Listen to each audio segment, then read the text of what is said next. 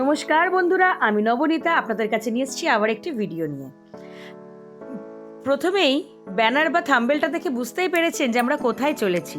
হ্যাঁ, আপনারা ঠিকই ভেবেছেন, আমরা যাচ্ছি তারকেশ্বরে। আমি, আমার ছেলে, আমার মা, আমার শাশুড়ি মা, আমার জা ও আমার ভাসুর। আমরা যাচ্ছি আমার ছেলের মানসিকের পুজো দিতে। অনেক দিন ধরে ওর পুজোটা বাকি হয়ে রয়েছে, যাওয়ার আর সময়ই হচ্ছে না।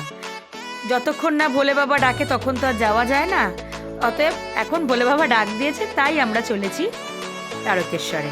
তাই আমরা বাড়ির থেকে রওনা দিয়েছিলাম বালির থেকে তারকেশ্বর লোকাল ধরে আমরা পৌঁছে গেছিলাম তারকেশ্বরে। তারপরে আমাদের তো যেমন জার্নি হয় তোমরা দেখতেই পারবে।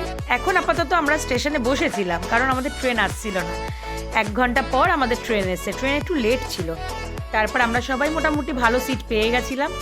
বসে আমরা গল্প করতে করতে, সুন্দর বাইরের দৃশ্য দেখতে দেখতে আমরা চলেছিলাম তারকেশ্বরের উদ্দেশ্যে।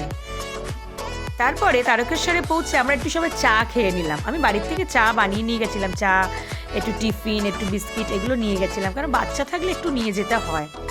সবাই মিলে একটু আমরা ব্রেক নিয়ে চা খেয়ে আমরা বাইরে বেরিয়ে পড়লাম। বাইরে আমাদের ঠাকুরমশাই দাঁড়িয়েই ছিলেন। ঠাকুরমশাই আমাদের খুব পরিচিত, কারণ উনি আমাদের পাড়াতে আসেন, ওই জন্য দাদা আগের থেকে সব কিছু ঠিক করে রেখেছিল।